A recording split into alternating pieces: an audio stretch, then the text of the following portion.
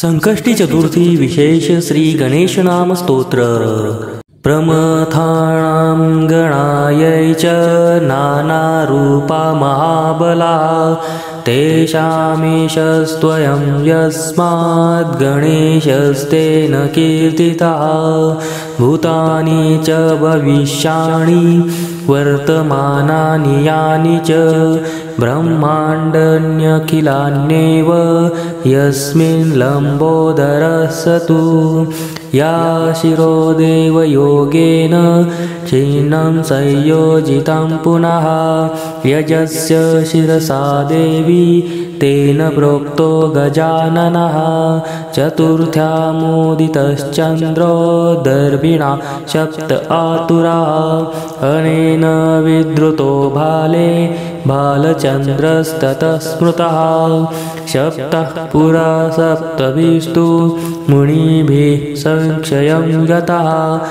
जातवेदादिपीतो बुद्धेनासौ शूर्पकर्णकः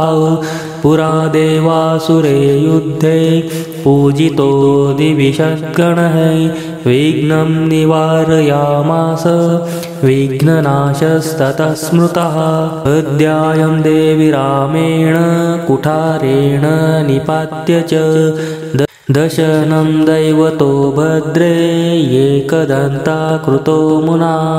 भविष्यत्यतपर्याये ब्रह्मणो हरवल्लभः वक्रे भविष्यतुण्डत्वाद् वक्रतुण्डः स्मृतो बुधः एवं तवस्य पुत्रस्य शान्तिनामानि पार्वती स्मरणात् पापहारिणी त्रिकालानुगतान्यपि अस्मात्रयोदशी कल्पात् पूर्वस्मिन् दशमी भवे मयास्मै तु वरो दत्ता सर्गदेवाग्रपूजने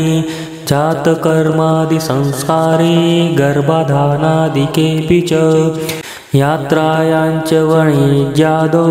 युद्धे देवार्चने शुभे संकटे काम्यसिद्ध्यर्थं पूजयेद्यो गजाननं